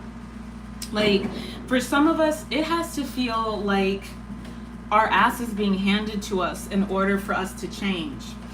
And the thing is, like, I had been thinking about the way that I talk a lot for a while, because I just don't want to be someone who is not true to myself. And the vernacular that I use, the way that I talk has changed a lot since lockdown, because I'm not traveling as much. Like, I've spent a lot of time in London. When I moved to New York, my first friends were all international students. Like, growing up, I was fobbies. Only fobs were my friends. Like, anybody who was like first generation or an immigrant, like, those were my people, because I was one of those model minority children who was in gifted classes and had to work really hard because I had to be like a doctor, a lawyer, or an engineer, and obviously that didn't happen. But you know, those are the things that I felt like I had to be, and I felt like people put it on me, like, the only way that you're getting out of this fucked up situation that you're in is if you are the best of the best. And usually the people who understood my experiences were other children of immigrants. And so in my classes, and you know, of course the other ethnic kids, but like especially the immigrant experience. And so where was I going with this?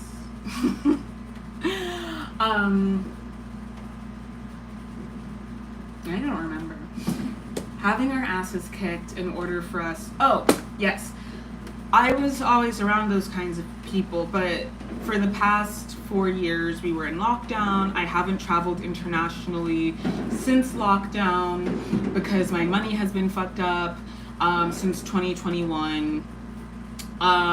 In part because I was a student, but also because a lot of my gigs, a lot of my work, a lot of my money came from in-person events.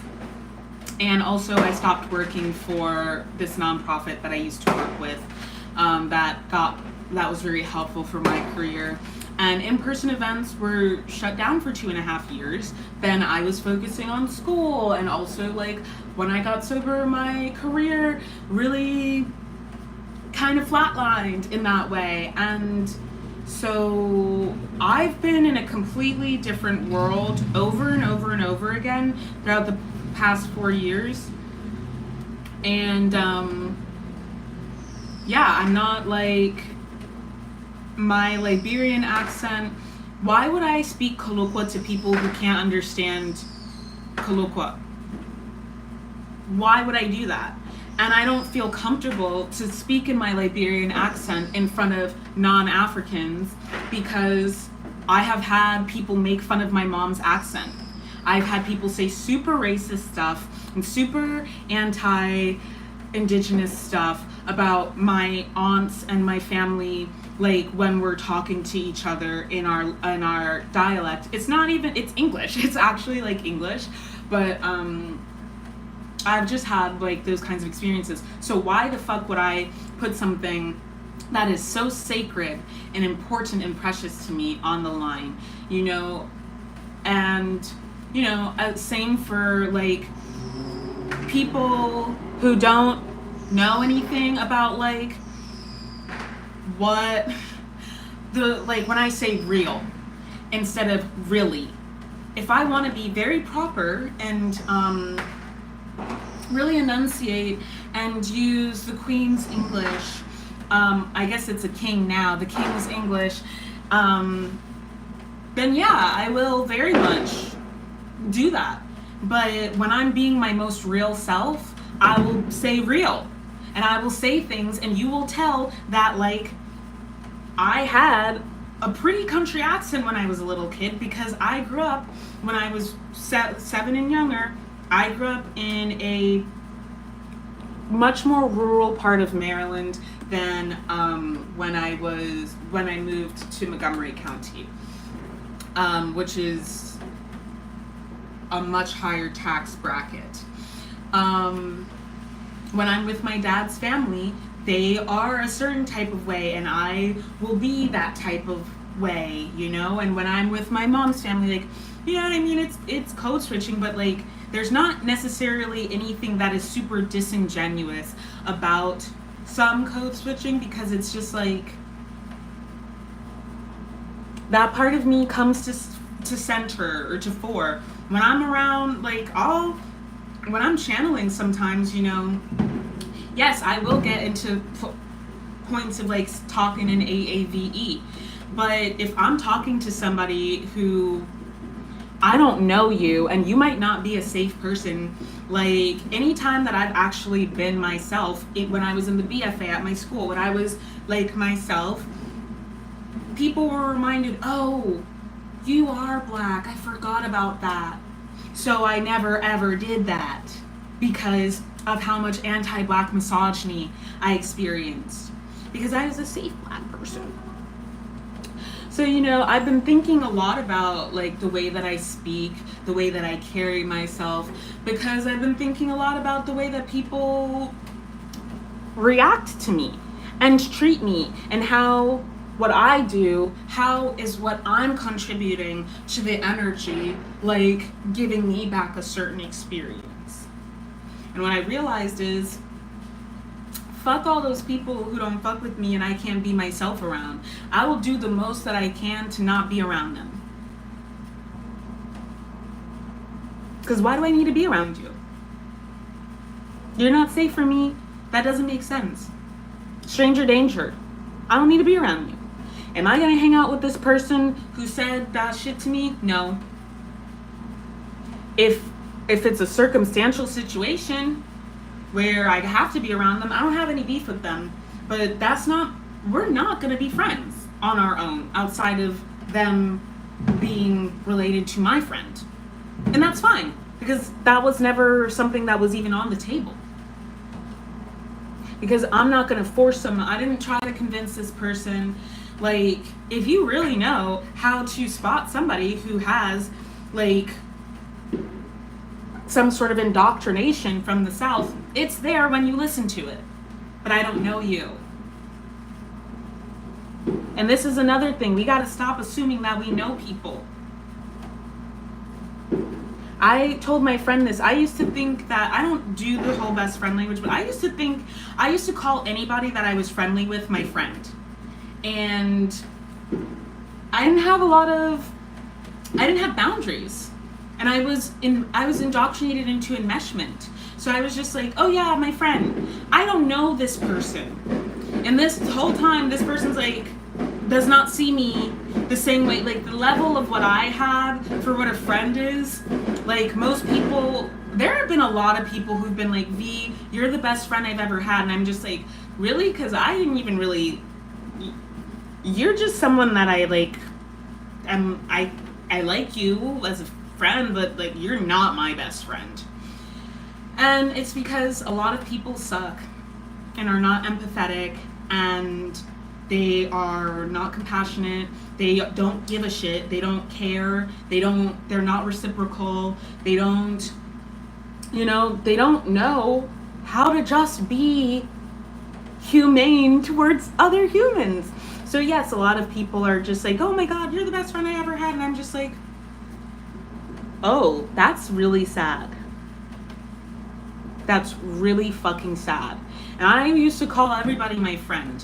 And I had to learn the hard way. One of my friends, Frankie, that was actually my friend, but I couldn't see it at the time because I was so burned by the scene that we were on.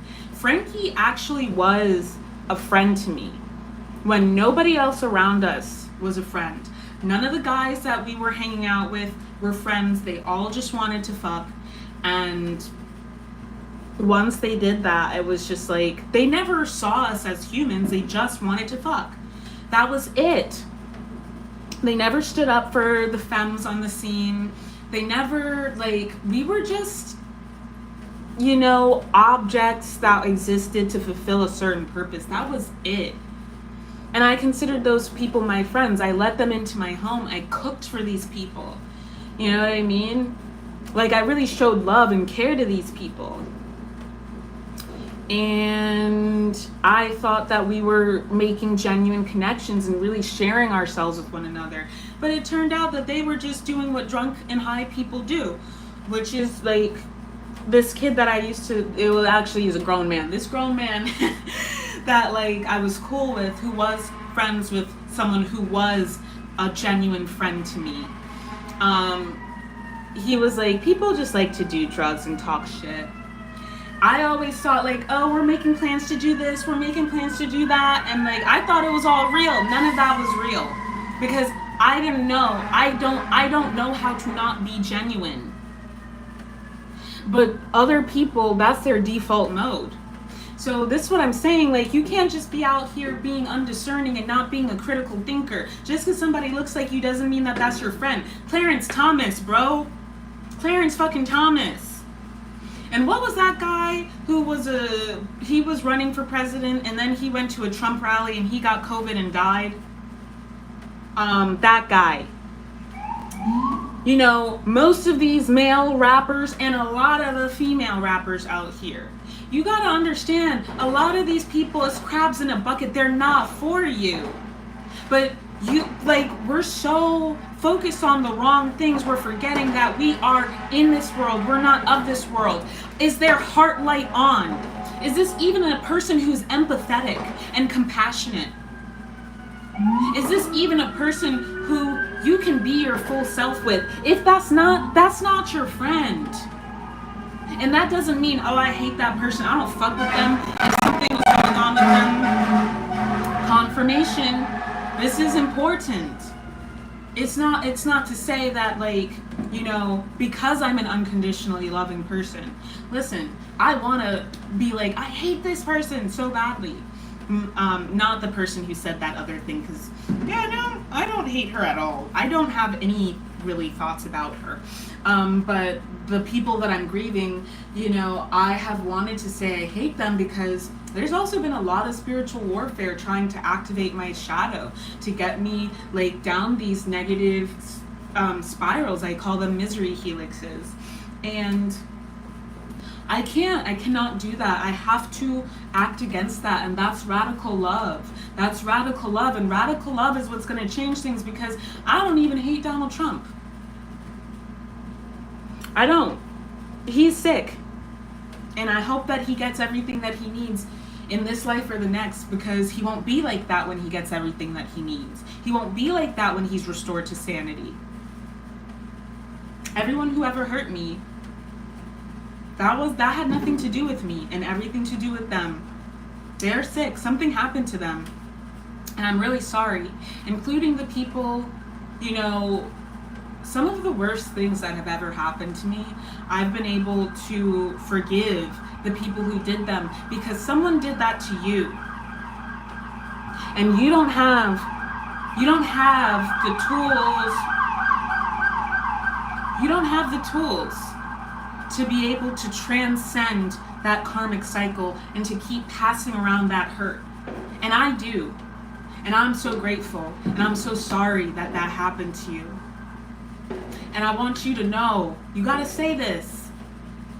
I want you to know that there is an unconditionally loving higher power that can take that hurt from you.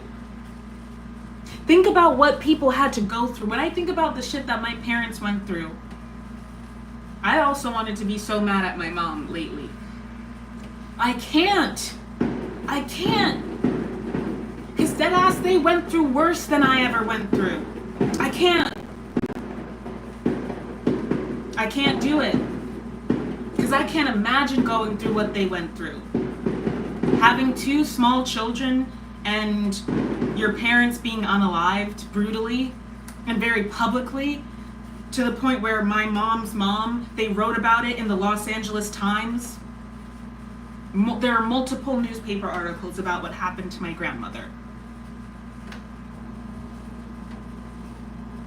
I can't sit here and live with this kind of hate and anger, and I can say that I'm a light worker. I can say I'm a healer. I can say I have activated Christ consciousness. I can't be in my integrity. I can't be activated in my identity as a child of God if my God is unconditional love and unconditional truth. I can't do that. Whoever doesn't like the darkness, I don't know what to tell you. I don't know what to tell you. But it's some of the darkest people that I have met. Some of the most intense people that I have met, who are the most loving. The people who have the least tend to be the people who are the most generous, because they know what it's like. I have given so much love because I know what it's like to feel so deprived of it that you're chasing it to the very death of you. I don't want anyone to ever experience that feeling. And so many people have experienced it. I would hasten to bet over 99% of the human population is at a deficit for true love. And that's not our fault. Because I'll tell you what, I don't believe that any of the people that I know that I've met in person, I've met a lot of people in my life, and I don't think that most of them created racism. Actually, I know that it was Thomas Jefferson who created that. I don't think that they created cis heteropatriarchy. And I remember when I was indoctrinated into that, and I still feel embarrassed about when I was in that. And I know that when these people come up out of that, they will feel embarrassed. And it's such a thoroughgoing shame for some people that they can never face it.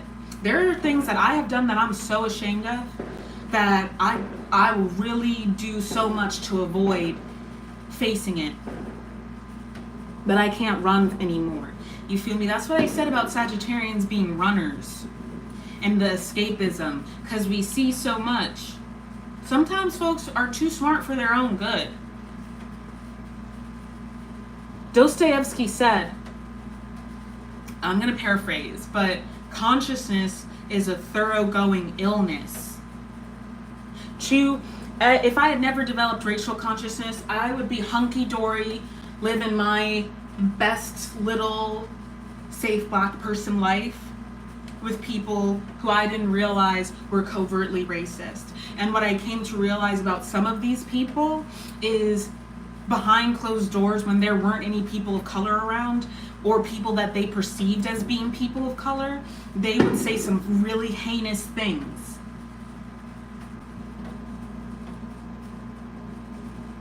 And yet and still, I can forgive them. And that's what we're really being called to do. Because this is what is up, folks. This is what is up. You know, people think that, like, people don't understand my version of storytelling. I'm not even talking about, I'm channeling right now. This is the divine coming through me. This is what is up for us right now, folks. I'm not going to say, I don't care what you've been through. I do care about what you've been through.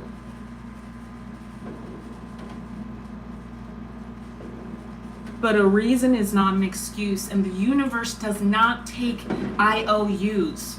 The universe does not take excuses. You want to get up out the mud.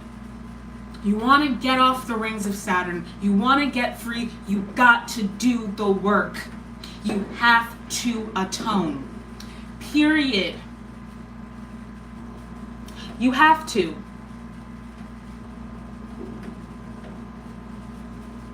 How much am I willing to invest into a situation where I'm not going to get to where I'm not going to be respected?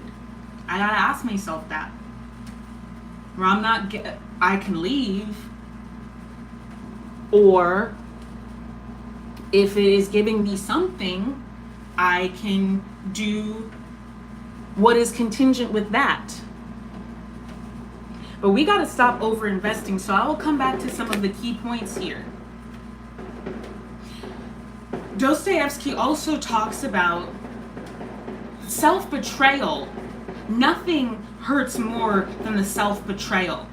You know what hurts the most is I gave this person who was so I cannot believe the things that they said to me and the things that I put up with. But I'm really mad at myself because it's not like I didn't know. But I was so desperate for love because I hadn't known love. 111. I hadn't known love. And that was the most love that, that was the most love that I had ever received at that point.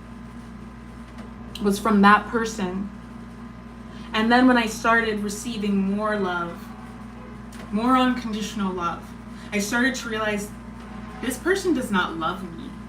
I was just so used to experiencing the opposite of love, which was abuse, that I accepted this and I thought that it was love. But this person does not love me. Okay? And I had to sit there and be honest. I can't change this 11211 and then 11212. I can't change this person. Lord knows I've tried. I've known this person 11221 11222. Lord knows I tried. I've known this person for almost 20 years. And I've been waiting for 10 years. And I've been patient. And I've been kind, and I've been forgiving, and I've been willing to educate. But if at this point you think it's still okay to do and say the things that you have done to me, you're never going to change. You're never going to learn. And maybe you will, but I'm not going to be around for it. Because I have to have self-respect and dignity at some point. I was holding off the transformation and the change. 11311. What is happening right now is we are being faced with all of the karmic stuff that we have not faced. and we have to wade through it, and we have to move through it. And it's not about trying to manipulate the situation or change the situation. King of Wands in reverse. People also used to ask my cousin that. My cousin grew up in Belgium for most of their life, and then they lived in London with their dad. Their dad lives in London, has their whole life. And then they lived in New Jersey for a while, and they lived with my family in Maryland a lot when we were kids too.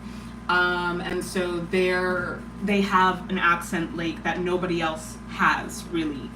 And people would always be like, oh, where are you from? Why do you talk like that? Da, da, da, da. And it's just like, you know, kids can be very cruel, and that's just what I want to remind people of. But, like, think about the fact that you are an adult, and whatever happened when you were a child, those were children. And when you look at a child now today, and you think about their capacity for understanding nuance, and you wonder, like 144 on the timer and 1445, but you wonder, like, how is this child being raised? Some of the things that I see, I just be like, you were raised wrong. What are your parents teaching you? You know what I mean? And yeah, like, we are byproducts of our circumstances. It's a really big blessing to be the black sheep of your community, because that means that you have a blessing and anointing of having a higher consciousness to be able to see things that are wrong and go against the grain, and you are evolving that collective to a higher consciousness. That's what outliers do. Okay, so, you know, you may have been stigmatized. This is what I've been talking about. All of these ways of being stigmatized. It's Cancer season. This is about love and care and compassion. If you did not subscribe to my Substack, the channel, you should, because it's cute, 555. But I introduced a paid tier that has weekly and monthly very detailed astral insights. I will be teaching about mysticism, sharing about my downloads, sharing things that I've learned from my teachers as well as from my studies. And I have been studying mysticism and magic and the occult since I was a child. I come from 2 lineages of shamans on both sides. And yeah, the first module that I'll be teaching is going to be about tarot, and we're going to be essentially like getting into all of the basic fundamentals of tarot. And it's not just going to have information about tarot, but like it's going to talk about color correspondences, numerology, the elements, and all of these fundamental things to understand for you to have a very rudimentary, essential, elementary understanding of mysticism and magic. So I'm super, super excited about that. I've taught a lot of astrology workshops. I've never taught a tarot workshop, and we're gonna just be learning a lot together. So I would definitely encourage you, if it is something that is within your budget, it is $11.11 a month, but if you get a year subscription, you get 2 months for free. And that is called the Mysteries tier of my Substack, and I'm super excited about it. And then, yeah, for all of my previous clients, I am running a promotion right now.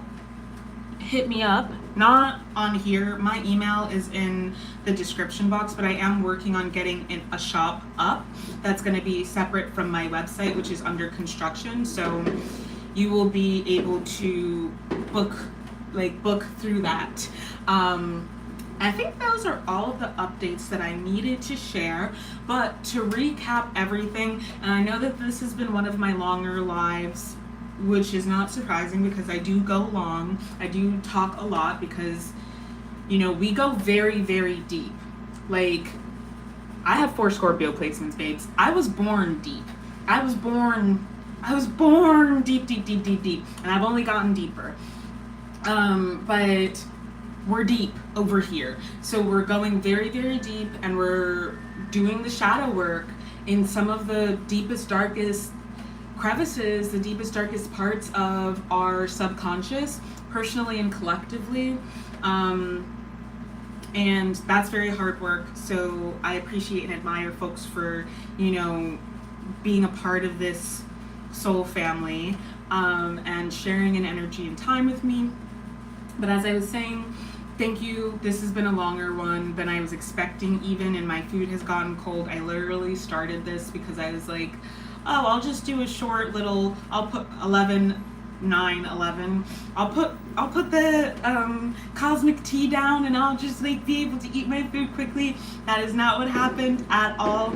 And it's because I've had a lot of downloads on my head waiting to be processed, and I just like, I couldn't do it. So thank you for watching this whole thing. If you've been here since the beginning, and if you're watching after I record this, you know, take breaks and come back to it. That's what I do.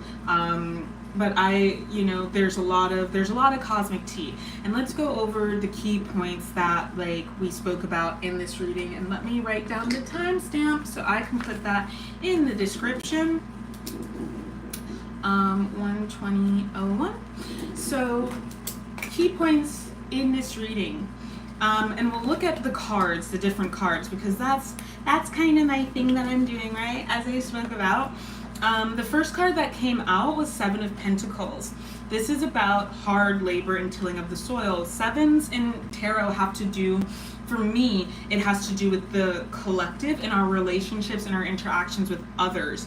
Anything that is above 5, 1 through 5, is about our relationship to ourselves, and 6 through 10 is our relationship to the world outside of us. And when we get to the suits, that's when, like, when we get to page through kings, we are in a state of mastery. And when you get to the king, all of the queens make up the empress, and all of the kings make up the emperor, right? So in terms of this 7 of Pentacles, like, this is about karma. Like, all of the obstacles, all of the challenges that you have faced in the physical world because of things that are outside of you. Like, do not take responsibility. Do not claim. Do not own things that aren't yours. I definitely have had warfare that was trying 1 2 1 2 1 2 1 2 1. I was trying to put me in an illusion and make me take responsibility for karma that was not mine. And I just was like, I don't believe that though. That does not feel true to my spirit. And I did not claim that. And if you feel like there are things like you're like, why? Like, what did I do to deserve this? Sometimes all you did was be born. Sometimes that's all that you did.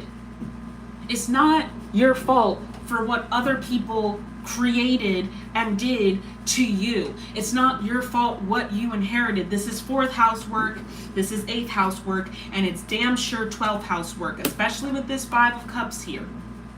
This 5 of Cups has to do with having a maladapted perception of yourself. Cups has to do with water. I'm thinking about mirrors, as I said, the consciousness, the ethereal sea, the cosmic sea. The shadow is in the subconscious. This is Jungian work here, okay? And these are monsters in these cups. Okay, where are there monsters in your subconscious? Because that's where you can be attacked. That's how you can be exploited. The you know, cracks in your armor, the weakest link. That's what's being reflected back to us 11:11, and we can sit here and be like, oh no, oh my god, this is the worst, I'm being punished. Or we can say, you know what, I see now, I'm alchemizing this. You're an alchemist. This is what we do here in the Aetherium. This is what cosmic wellness is about. This is what brings us to self-sovereignty, is to, like, when we decide I'm going to be sovereign, We have to give up the victim role and the victim narrative. Yes, you are. We have to give up the victim role and the victim narrative in order to step into our power, because we can't sit here and think of ourselves as victims. Yes, we have been victimized, but we are triumphant. 1, 2, 3, 3, 4. We are triumphant in our sovereignty of self, okay? Nobody can take your sovereignty away. 1, 2, 3, 4, 5 on the timer. Progress. High vibrational progress. No one can take away our sovereignty. We have to give it away. You understand me? We collectively have been programmed to act against our own self-interest. This is not by accident. This is by design. These people who architected this social system, it's really quite straightforward, and there's a historical documentation of it. Like, it's not some abstraction. It is concrete, and it is not hidden, actually. It is because of distractions that a lot of folks don't know about it. But even that's by design. This is why the education system in a lot of countries, especially in the USA, are so bad. Because they don't want you to think critically. Okay? So whatever it is that you thought was so bad about you is what is your superpower. If you alchemize it. If you've got a lot of coal, then you got a lot of diamonds, boo. You just got to get onto the timeline where they are diamonds and not coal. We've been in the pressure cooker. Pressure makes diamonds. Okay? So if you want to, if you want the diamonds, you got to withstand the pressure. And that's really what it is. And that's what we've been going through. Bling, bling. You are shining and everyone can see it, but because of your material circumstances, I say this all the time, I've said this for years. The material realm is the final frontier, and it is actually the 3D it is the third density, it is the most dense, and all of this stuff that is solid, they're very slow moving particles. This is not abstract stuff, it is science. It is science. Light, photon, and particle. Fastest moving in the observable universe. Electricity. Our thoughts are electric. It's electric. Electromagnetic universe. It's electricity traveling through water. It's not abstract. Okay, some of you are experiencing sickness. The reason you've experienced sickness, like a bout of sickness, like having what seemed like a cold or thinking that you might have had COVID, is because it's like you're going through a purging. And this is also like we are also going through a mental and emotional and spiritual purging. It's already happened. It's already signed, sealed, and delivered. The battle's already won. Like I said, my material circumstances are currently pretty fucked up. Most people I know, our material circumstances are pretty fucked up. And it's definitely not like my plan at all. And yes, it triggers a lot in me. It triggers a lot. But these are opportunities for me to really work my tools and to transcend so that I'm not being controlled and manipulated and exploited. So all of these things that you are at war with yourself about, I want to invite you to stop fighting and also stop displacing your energy and your focus. It's really like, you know that you have work to do, but you're displacing your focus onto the material realm because you don't want to do the inner work. But when you do the inner work, it will clear the blockage so that you can actually flow forward. That's what's going on here with the death in reverse. And a lot of this will happen in people, like people triggering us. Because the universe works through people. It'll be through people's places, things, situations, circumstances, institutions triggering us. Yeah, you may like have experienced stigma, but you get to decide whether or not that's going to make you, rob you of your self-worth at this point as the autonomous being that you are. And we are being encouraged to not allow them to have our sovereignty. No matter what, you are sacred. You are loved. No matter what you did, there's always an opportunity for atonement to make it right. Okay, so this is really what I have. This is the most important tea that I have had to share with you. I do feel like, I've talked a whole lot. So I've said a lot. There's been a lot that's been put down. And Three of Swords, heartbreak, betrayal. These timelines are being cleared. And so if we don't allow them to go free, if we continue holding on to them and ruminating and as I said, I want to hate this person so badly, and it would be so easy.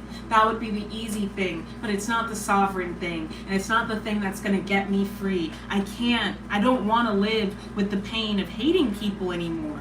So yes, you may have been betrayed. Yes, you may have experienced heartbreak, but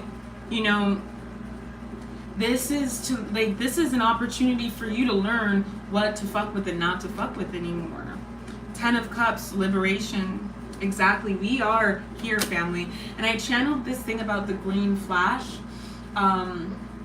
There's a July 4th, this always happens. There's a lot of entity attacks, Tower in reverse. You're not being destroyed. You're being reborn. 6 of Pentacles in the reverse and Ace of Pentacles. Stop looking outside of you for the solution. Nothing outside of you is going to solve it. It's about the inner work. And when you address that, this is something that I developed called chart healing when I first started my public facing practice. And this is part of what we do in self-sovereignty advising and cosmic wellness coaching. We look at your chart, and I have workbooks for this. They'll be up in the Etsy shop, but you can email me about that if you're interested. You look at your birth chart and you look at the place that's being affected in your birth chart, and you meditate on any placements that are there in that house. So if you're having issues with your home life, if you're having issues with your mother, if you're having issues and you think that it has to do with your ancestral inheritance and ancestral curses, look at the 4th house, see what's there, and meditate on those placements, and you will find the solution and what you have to do and what you have to change.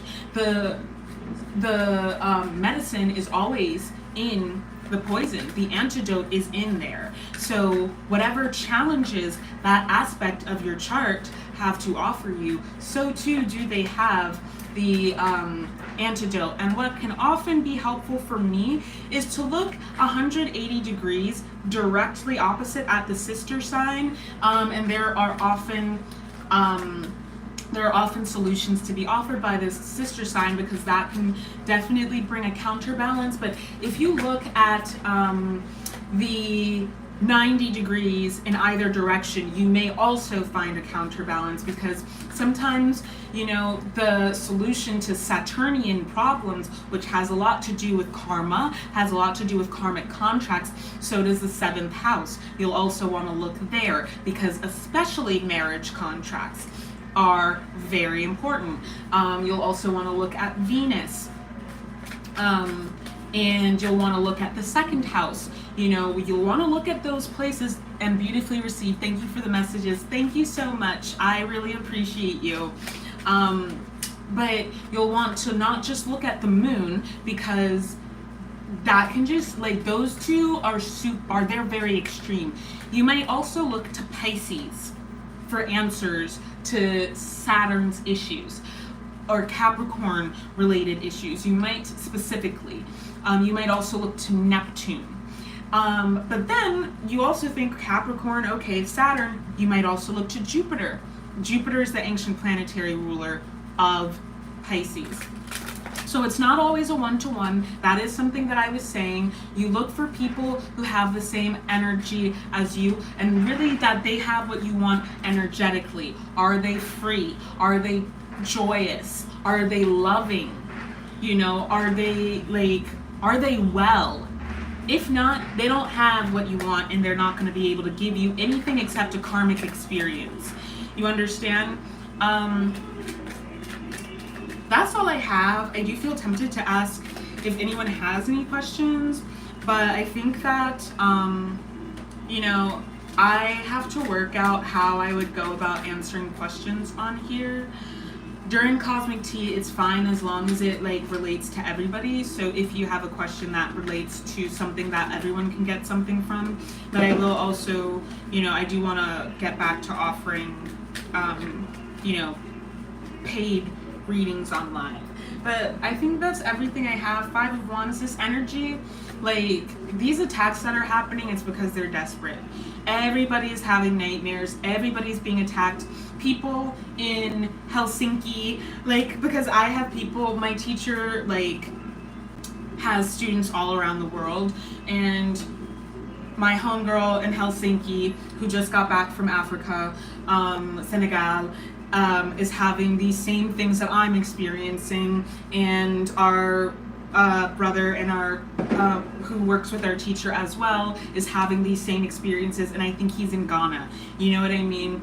Like every single one of us in this collective is experiencing it. It's not personal to you. Stop taking everything personally. Sometimes it's because of your job that you came here to do. It's not an easy job for a lot of us being here on Earth, you know, at the changing of the ages.